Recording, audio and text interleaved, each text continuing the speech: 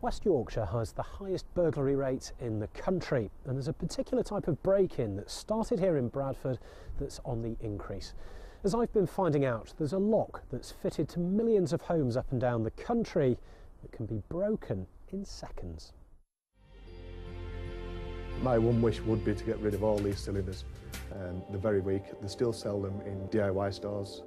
He said the laptops have gone, the mobiles have gone, everything's gone. The Xbox has gone, everything that was down here that was sellable. Believe it or not, it will only take 2 minutes, 30 seconds to go through a whole house. This is what's called a Euro profile lock, and they're fitted to millions of homes across the country, usually in uPVC doors. Now, the problem is that some burglars have discovered how easy it is to break them and then walk in through your front door.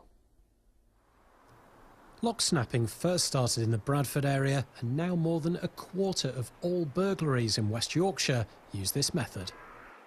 Peter Findlay is a career burglar who's recently been released from prison. He says he's now going straight, but reckons he's burgled literally thousands of homes. So what does he make of the Euro cylinder locks? If I had the best lock picks in England, I won't bother using them. Just snap lock. It's more simpler, quicker. And it's a problem that's growing. Since 2009, the figures for this type of burglary have risen steadily in West Yorkshire. So what can be done about it? If you're not sure about the standard and quality of your locks, contact your local crime reduction officer who will provide advice free of charge. Think about getting in touch with one of the not-for-profit organisations, of which there are a number in West Yorkshire alone. The Association of Chief Police Officers are working with the door and lock industry to come up with a new British standard for locks, but at the moment there are no locks on the market which come up to the new standard. The locks are vulnerable to the specific type of attack, but it can take anything between 50 seconds and 2 minutes to force the lock. What we'd want to do is ensure that the new British standard locks are a lot stronger than that and can resist attack. I wouldn't want to put a specific time frame on it, but certainly the testing is extensive and the new locks are now in the process of being tested. So between 50 seconds and 2 minutes, we've been told that many of these locks can be broken a lot quicker than that.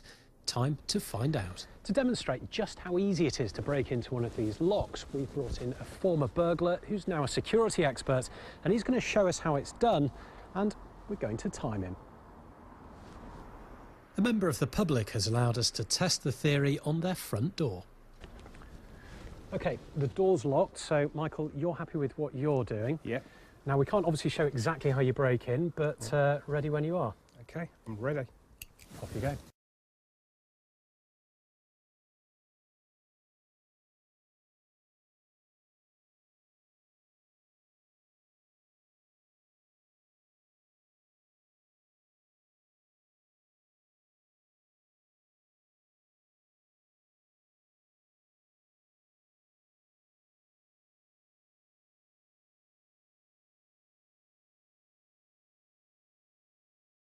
Michael, that was 42 seconds. That was slow. Was it? Very slow. Feeling a bit rusty there. But how easy is that to get in, really?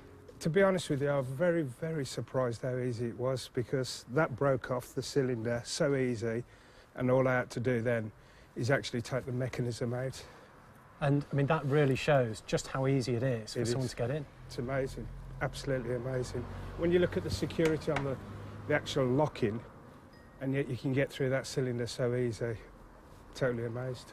42 seconds, and to be fair, this isn't something you're doing every day either, is it? So someone who knows what they're doing, I mean, who knows how fast that could have been? I reckon you could cut that down to 15 seconds. Really? It's quite a worry then, isn't it? It is. Big worry. We've arranged for security company KSAC to fix the householder's broken lock. The managing director, Neil, is not at all surprised at how quickly Michael was able to get in. It's very easy to do. It's the first time Michael's actually attempted to do that. And as he said, it was very, very shocked.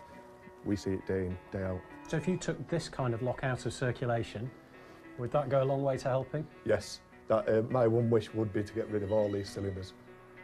But that's easier said than done. Although many councils and housing associations have lock replacement programmes, there are still hundreds of thousands of these Euro cylinder locks on homes across Yorkshire.